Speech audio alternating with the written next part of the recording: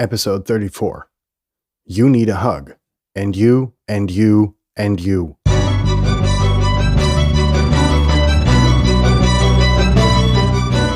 You're listening to the very best podcast in the world on health, wealth, and happiness. Please remember to leave a review and share with all your friends and family.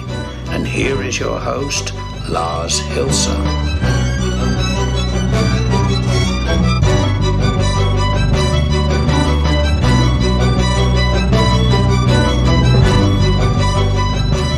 Actually, here he is because he needed to try to stop dying from choking on the water he just drank to clear his throat. Sorry about that.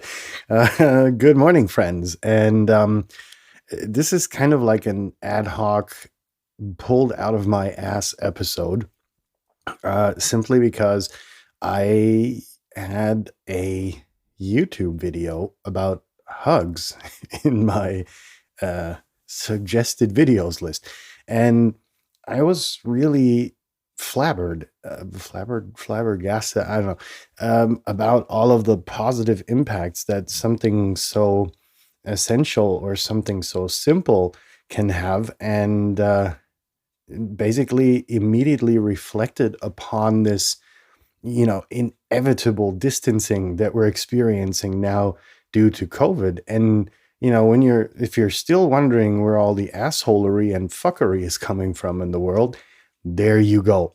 So in that sense, I am in this episode promoting free hugs, hug until there is no tomorrow, because here come a few interesting facts, really not too scientific, but interesting enough to really create an episode about it. So let's start out with the most important thing, and that is that a hug can provide existential security to a lot of people. And in that, signals are sent through the vagus nerves. I don't know if I caught that correctly. And thereby releases, touch leads to signals being sent through the vagus nerves, and thereby releasing oxytocin into the body. Now, oxytocin is the cuddle hormone, and in fact, it's been scientifically proven that makes you feel warm inside and protected and secure and all of that good stuff that a lot of us really aren't aware of. But when you hug someone, that's kind of like the feeling you get promoted or sent to your subconscious mind. And if you're not very much in touch with your subconscious self, try and be, because it's entirely, totally enriching to be in touch with your subconscious, just because there are so many processes taking place. It's really amazing, and you get a totally different feel for the world. You can focus much more precisely on the present moment, and it just gives you so many more impressions of stuff that's going on around you, which you can collect with all your senses, unfiltered, and you have to go into normal manual filtering mode, because that's normally what your conscious mind is for. But that's for another episode. We're on hugs. And you don't necessarily need to hug a person.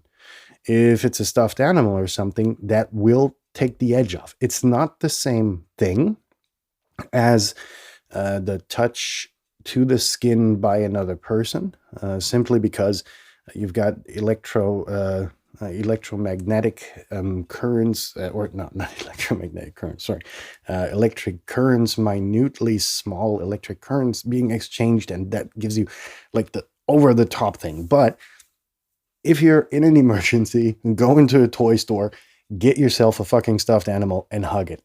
It'll take the edge off, trust me. Now, where were we? Oxytocin, by the way, is somehow and intimately linked to the heart, in that it's It's been proven to reduce the risk of heart disease for one, and the hug and the touch and the released oxytocin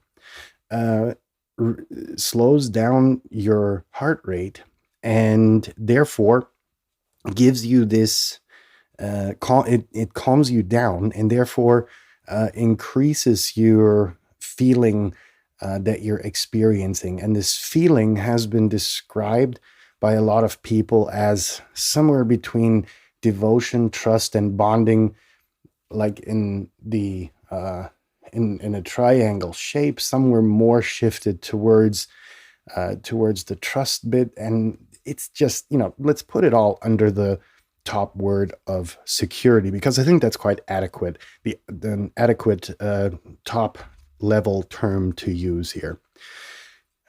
Now, hugging can also increase self-esteem. It's another very interesting factoid that I found in my further research upon a fucking YouTube video. Can you believe it? But it was the kind of like reverse thing, the reverse thought I had on COVID, whatever I explained earlier. And a hug can also alleviate fear. So that's why you see a lot of, or we got that, for instance, in a fire department training, that if people had an accident, like a car wreck, and we're not hurt, but we're afraid for whatever reason, you were supposed to give them a hug that was supposed to take the edge off. So that's another interesting factor. Another very important thing, and this is for those of you who try to be the cool parents,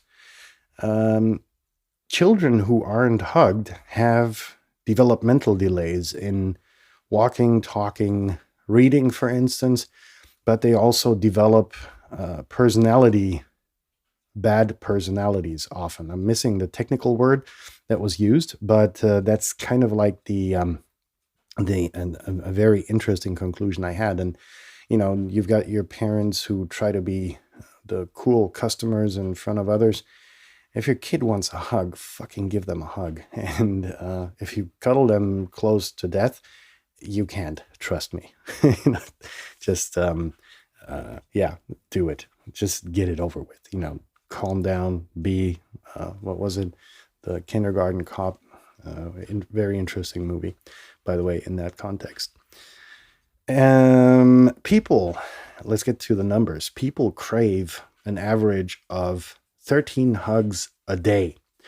The average hug lasts 9.5 seconds, which adds to about an hour per month that we spend hugging. A brief hug with a romantic partner is, for instance, equivalent to 10 minutes of hand-holding and greatly reduces stress.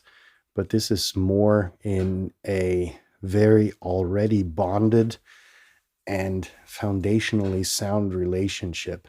And the closer you are with your partner, the more effectful such a hug is going to be. In that sense, spread love, hug everyone that you fucking feel like. Spread the love. And I'm going to be in touch with you again tomorrow with hugs. And take care until then, when we are going to be killing something in cold blood. Stay tuned. Leave your hands above the blanket. As always, if you want to get in touch for critique or criticism or feedback, positive or negative, if you have ideas for the show, let us know at theverybestpodcastintheworld@gmail.com. I'm going to cut this thing short. See you guys tomorrow.